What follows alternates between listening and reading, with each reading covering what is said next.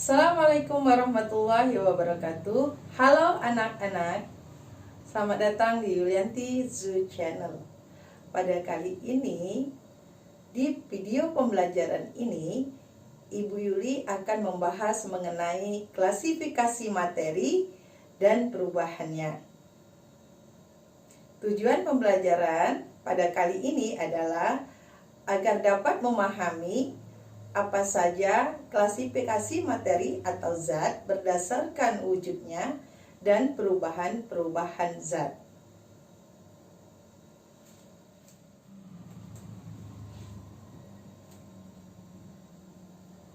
Di sekitar kita banyak sekali kita lihat batu, pasir, kemudian ada kertas, meja, kursi, kayu, plastik, dan masih banyak benda-benda yang lainnya. Nah, benda-benda itu disebut sebagai materi. Sekarang, apa itu materi? Materi atau zat adalah segala sesuatu yang memiliki massa dan menempati ruang. Contohnya, misalnya buku. Kalau kita masukkan ke dalam tas, bukunya akan menempati ruang tas. Dan kalau kita timbang pakai neraca, bukunya akan memiliki massa. Nah, karena memenuhi syarat menempati ruang dan memiliki massa, maka buku adalah materi. Sekarang, bagaimana penggolongan atau klasifikasi materi berdasarkan wujudnya? Ada 3 ya anak-anak.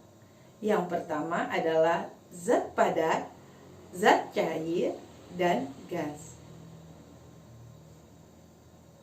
Selanjutnya kita bahas satu persatu mengenai macam-macam zat tersebut. Yang pertama adalah zat padat. Zat padat adalah materi yang memiliki sifat utama, bentuknya tetap, volumenya tetap. Perhatikan ini.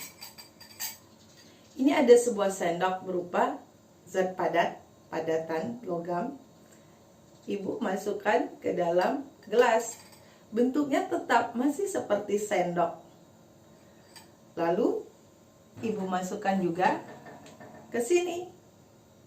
Ada mangkok. Bentuknya juga masih tetap seperti sendok, tidak mengikuti mangkok. Nah, kalau kita volumenya juga tetap karena bentuknya tetap. Mengapa hal ini bisa terjadi? Zat padat memiliki volume dan bentuk tetap dikarenakan susunan partikel-partikel zat padat itu sangat rapat dan teratur, sehingga gaya tarik-menarik dan ikatan antara partikel-partikelnya itu sangat kuat, sehingga zat padat partikelnya itu tidak dapat bergerak dengan bebas, hanya bisa bergetar di tempatnya. Karena itu zat padat tidak bisa dengan mudahnya berubah bentuk, dan zat padat tidak bisa mengembang atau dimanfaatkan selama tidak ada energi dari luar. Contoh zat padat: sendok, mangkok kaca, mungkin buku, pulpen, batu, emas, dan lain-lain. Masih banyak sekali contohnya di sekitar kita. Nah, yang kedua adalah zat cair. Zat cair memiliki sifat bentuknya berubah, tapi volumenya tetap. Ibu punya air 150 ml. Bentuknya sekarang berbentuk seperti gelas. Nah, ibu masukkan ke dalam mangkok. Bagaimana bentuknya? Yap, mengikuti mangkok. Tetapi volumenya tetap 150 ml. Kenapa hal ini bisa terjadi? Volumenya tetap, bentuknya berubah. Zat cair dikarenakan susunan partikel-partikel zat cair sudah agak lebih renggang dibandingkan dengan zat padat. Akan tetapi, walaupun ikatannya akhirnya juga agak lebih lemah dibandingkan zat padat, partikel zat cair itu tidak bisa melepaskan dari kelompok-kelompok partikel zat cair yang lainnya, sehingga dia tidak bisa volumenya berubah, tapi geraknya agak bebas, makanya dia bisa mengikuti bentuk tempatnya. Contoh zat cair adalah seperti ini, air sirup, air, kemudian contoh yang lainnya adalah oli, bensin, minyak sayur, dan masih banyak lagi yang lainnya. Yang ketiga adalah gas. Nah, anak-anak, kalau gas ini adalah materi yang tidak terlihat dan tidak bisa kita sentuh. Ada beberapa. Nah, perhatikan. Ini ibu memiliki balon masih kempis, ya. Tetapi ada balonnya ini ibu tiupkan udara. Seperti ini.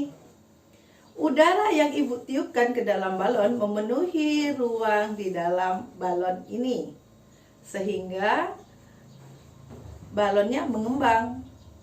Nah, pada gas, sifat utamanya adalah bentuknya berubah, volumenya berubah. Kenapa hal ini bisa terjadi? Hal ini bisa terjadi dikarenakan susunan partikel-partikel gas itu sudah sangat-sangat renggang. Dan akhirnya ikatan dan gaya tarik antar partikel-partikelnya sangat lemah, sehingga partikel-partikelnya dengan mudah bebas bergerak dan melepaskan diri dari partikel yang lainnya. Oleh karena itulah, gas adalah zat yang bisa dimanfaatkan ataupun dia mudah berkembang. Dia mudah sekali untuk mengembang. Seperti udara di dalam balon ini. Nah, apa saja anak-anak contohnya? Gas, selain udara, ya asap. Nah, asap ini bisa kita lihat, ya, seperti asap rokok. Asap rokok ini berbahaya bagi kita untuk menghirupnya. Jadi hati-hati terhadap asap rokok. Kemudian contoh yang lainnya apa? Uap air. Jika kalian sedang memasak air, kemudian air mendidih, maka akan mengeluarkan asapnya, bukan mengeluarkan gasnya, maka akan tampak sekali uap airnya. Masih banyak contoh dari gas LPG misalnya, gas oksigen, dan yang lain-lain. Bagaimana? Nah, jelas bukan? Ada perbedaan antara ketiga zat tersebut. Zat cair, zat padat, dan gas.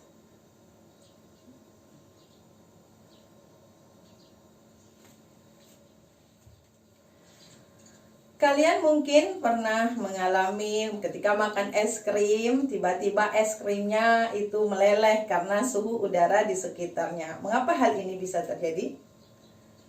Hal ini terjadi karena perubahan wujud zat. Suatu benda bisa mengalami perubahan wujud zat dikarenakan suhu di sekitarnya. Karena adanya pengaruh energi, dalam hal ini energi kalor atau panas. Nah, anak-anak, apa saja sih perubahan wujud zat itu? Perubahannya adalah dari padat menjadi cair, namanya meleleh atau melebur atau mencair. Ya, peristiwa pencairan ini dikarenakan karena adanya kenaikan suhu. Contohnya es krim yang meleleh, lilin yang dinyalakan, kemudian parafin lilin itu meleleh, dan masih banyak lagi yang lainnya. Kemudian dari cair menjadi padat, ini dinamakan membeku. Peristiwa membeku ini dikarenakan adanya pendinginan.